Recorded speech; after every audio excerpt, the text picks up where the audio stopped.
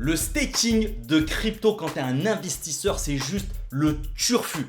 Mais oui, tu jettes ton banquier, tu jettes ton livret A et tu viens t'éclater sur la finance décentralisée avec des rendements de bâtard. Mais attention mon ami, parce qu'il y a deux pièges qui vont être fatals si tu fais pas attention et je te l'explique dans cette vidéo. On voit ça tout de suite, c'est parti!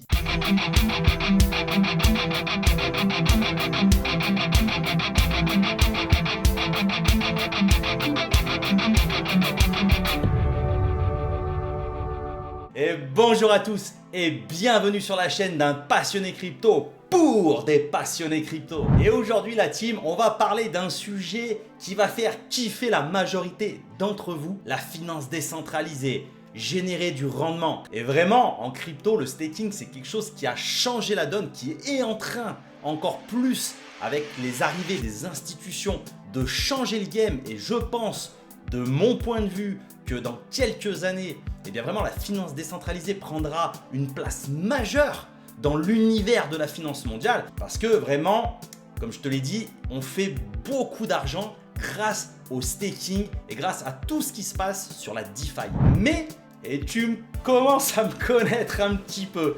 Et d'ailleurs, si tu ne me connais pas encore, c'est parce que d'une part, tu n'es pas abonné à la chaîne, donc ça, c'est pas cool. Donc, je t'invite déjà à liker cette vidéo, tu me massacres le pouce bleu, ça booste l'algorithme et tu penses à t'abonner à la chaîne. C'est totalement gratuit. Tu actives la cloche, comme ça, tu rates aucune de mes prochaines vidéos. Allez, je te fais le petit disclaimer obligatoire. Je te rappelle que je ne suis en aucun cas un conseiller financier sur ma chaîne ou mes réseaux. Je ne donne aucun conseil en investissement. Tu dois absolument être maître de tes fonds et faire tes propres recherches avant d'investir. Et d'ailleurs, pour ce qui est de faire tes propres recherches, écoute, je t'invite vraiment à aller faire un petit tour sur le partenaire de ma chaîne qui est le site d'actualité gratuite cryptonews.com. Sur ce site, c'est très simple. Tous les jours, tu vas avoir une quantité hallucinante d'articles sur les différents écosystèmes, que ce soit Bitcoin, Ether, Solana, et puis tu as d'autres blockchains comme ça. Dès qu'il y a un sujet un peu chaud, eh bien, ils couvrent l'actualité. Et là, dernièrement, on a eu, avec l'histoire de Pavel Durov et de Telegram, ils nous ont fait plein d'articles explicatifs. Et du coup, sur ce site, tu vas aussi retrouver tout ce qui va être sur l'écosystème des news, sur l'écosystème des NFT. Et il y a un truc qui est assez fun sur cryptonews.com, c'est qu'ils ont leur propre système de lancement de Memecoin. Ils te font des petits tutos explicatifs avec des guides, des petites vidéos bien foutues, comme ça tu peux un petit peu savoir où tu mets les pieds. Bref, si toi aussi tu souhaites me soutenir gratuitement, écoute, je te mets le lien en description et en commentaire épinglé.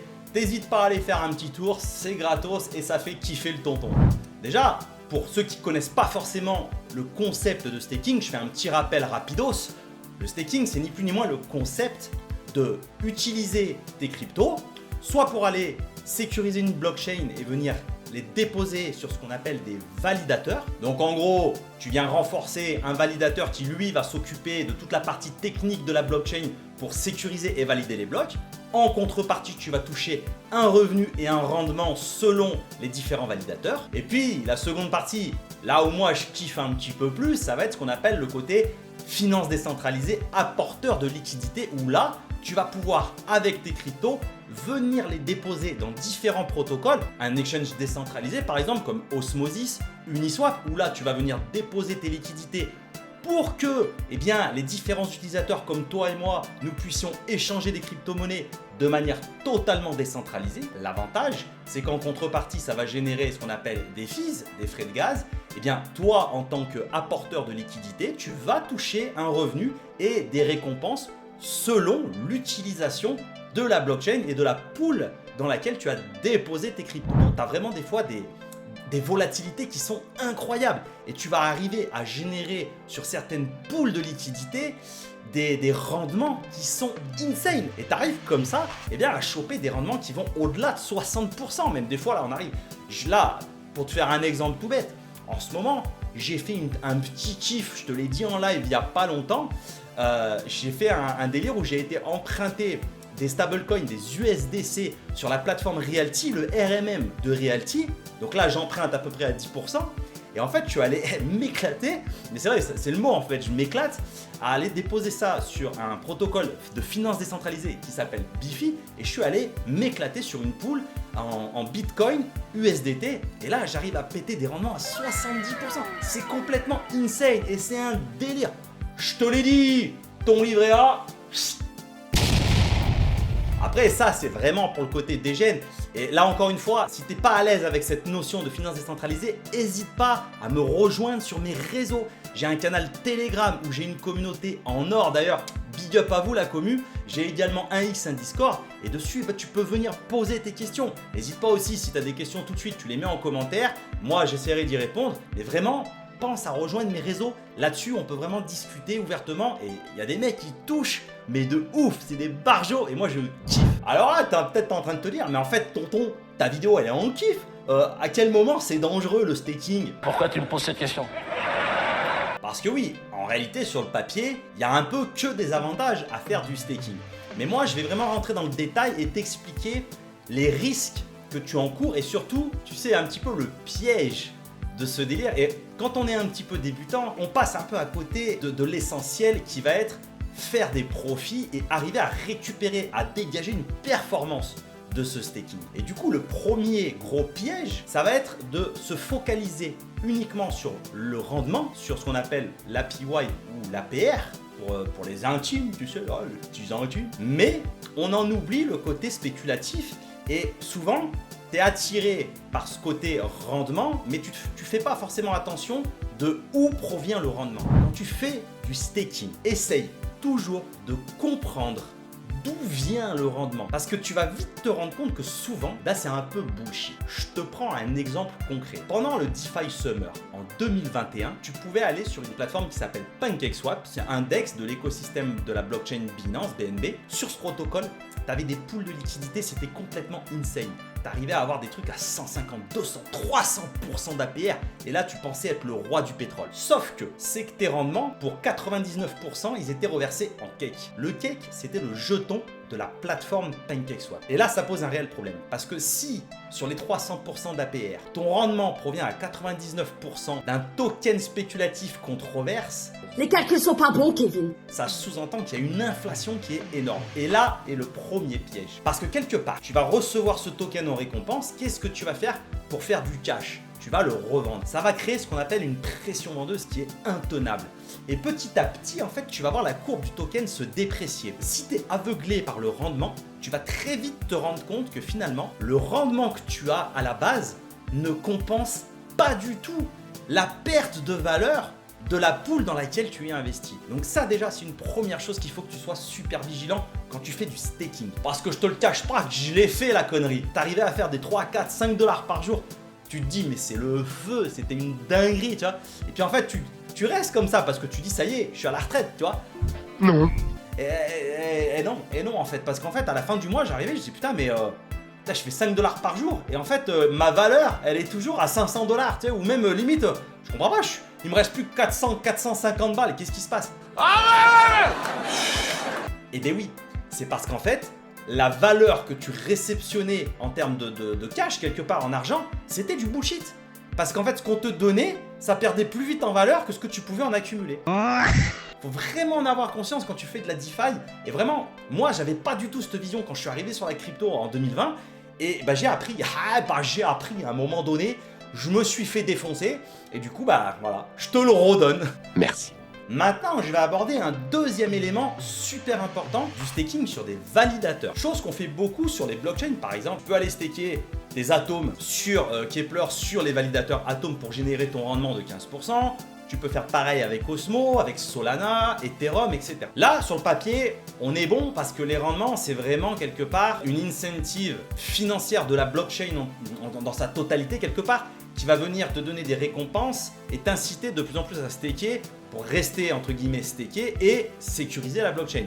Bien qu'aujourd'hui, la liquidité elle est assez faible en crypto, l'intérêt sur les cryptos il est un peu faible, donc on voit les tokens qui commencent quand même à pas mal se dévaluer sur beaucoup de projets parce que mine de rien, c'est compliqué de garder une incentive en reward, quelque part en token de la plateforme parce que aujourd'hui la liquidité elle afflue pas comme avant. Maintenant, ça reste quand même hyper smart de venir, quand tu es intéressé par une blockchain, de venir staker sur des validateurs pour participer justement à la sécurité de ce réseau. Maintenant, là il va y avoir un autre souci et il y a très peu de gens qui en ont conscience.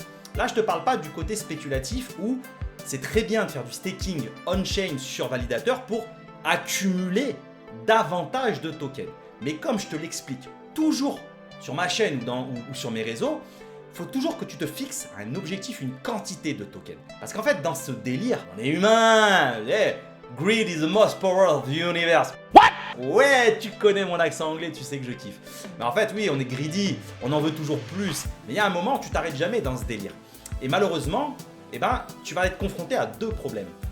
Le premier, quelque part, j'ai envie de te dire, c'est que si tu ne te fixes pas une limite de tokens, quand est-ce que tu récupères des profits? Quand est-ce que tu vends tes récompenses de staking pour te récupérer des fonds? Jamais en fait. Et ça, c'est un piège que je vois régulièrement. Il y a des potes, ils sont là, je leur ai dit, mais ça fait 2 ans et demi que tu fais du staking. T'as récupéré combien de ROI? Ils me disent, bah rien, j'ai tout restaké. Ah ouais, mais là, il se passe un problème. Parce qu'à un moment donné, le but d'être investisseur et de faire du staking on-chain, c'est aussi de te payer. Donc, chose que je répète tout le temps, et on me poudre avec ça, faut récupérer des profits. À un moment donné, faut accepter le fait d'appuyer sur le bouton vendre et dire ok, bah là j'en vends une partie pour quand même commencer à me refaire un petit matelas de cash. Tu vois, ça déjà c'est une notion très importante. Mais la deuxième chose et le deuxième piège qu'il y a, c'est que ce qu'on te dit pas ou ce que peu de gens ont conscience, c'est que quand tu fais du staking on-chain, à l'inverse de la DeFi par contre, c'est que tes tokens ils vont être bloqués une certaine période. Quoi? Alors ça a un aspect sécurité puisque quelque part on peut pas te les voler tes tokens parce que la période de unbonding, comme on appelle ça en anglais, c'est souvent aux alentours d'un mois, voilà, entre 20 jours et 30 jours. Ça implique une chose, c'est que tu as un objectif de sortie. Ça c'est super important à comprendre parce que imagine aujourd'hui tu as tes tokens de staker et tu as 21 jours avant de pouvoir les récupérer. Imagine-toi si on est en plein bull run et que tu n'as pas déstaké ces tokens et que la crypto sur laquelle tu stakes explose, je sais pas, je te dis n'importe quoi, mais prend des 20, 30, 40% par jour. Ce qui est tout à fait possible en bull run. Eh oui, mon ami, c'est tout à fait possible en bull run. Là, il y en a plein qui vont me dire non, bull run. C'est que t'as pas vécu un vrai bull run. Et là, le problème qui peut se poser, eh oui, c'est qu'en fait, tu vas te retrouver à avoir ton portefeuille qui va monter comme ça. Tu vas dire putain, j'ai fait x2, putain, j'ai fait x3, putain, j'ai fait x4. Et tu peux pas vendre. Il y a énormément de personnes sur le cycle, le bull run de 2021 qui se sont fait avoir. Puisque quand on est arrivé aux 69 000 sur Bitcoin et que les alts ont commencé à tous péter, tout le monde te disait Bitcoin 100 000. Sauf que 69 aujourd'hui qu'on a le passé, on le sait, c'était le top de l'ancien cycle. Qu'est-ce qui s'est passé? Bitcoin est parti en bear market, les alts ils ont continué à pump un certain temps, mais ça a duré moins que le côté j'ai le temps de déstaker. Et tu as des personnes qui se sont retrouvés comme ça à avoir virtuellement sur le papier fait des x3, x4 sur leur bague qui était stakée et qui malheureusement, le temps qu'ils aient appuyé sur le bouton déstaking, le cours s'était retourné et ils n'avaient pas eu le temps de sortir et de vendre leur position. Et les mecs, on s'est retrouvés, et j'en ai fait partie, sur certaines de mes positions, on s'est retrouvé à holder un bag à moins 90% en 2022 alors qu'on était à x4 au top du bull run 2021. Mais voilà, mais c'était sûr en fait! C'était sûr! T'imagines le délire? Et c'était vraiment deux notions que je voulais t'apporter dans cette vidéo. Je vais pas aller plus loin parce qu'après ça fait beaucoup de notions à comprendre. Toujours pareil, comme je te l'ai dit, si tu as des questions, tu poses en commentaire. N'hésite pas à me rejoindre sur mes réseaux parce que vraiment, là, on parle de DeFi. Moi, je suis vachement à l'aise avec ça. J'adore cet écosystème DeFi et j'essaye de poncer de plus en plus comme ça des protocoles. Mais vraiment, c'est deux notions pour lesquelles il faut que tu fasses super attention quand tu fais du staking. Voilà, écoute, j'espère que cette vidéo, elle t'a plu. Si c'est le cas, tu sais ce qu'il te reste à faire. Tu viens me massacrer le pouce bleu, tu penses à t'abonner, à liker et pense aussi à me rejoindre sur mes réseaux. Et puis moi, en attendant, tu sais ce que je vais te dire? Eh ben oui, je vais te souhaiter une excellente journée et te dire à très vite pour une prochaine vidéo. Ciao ciao!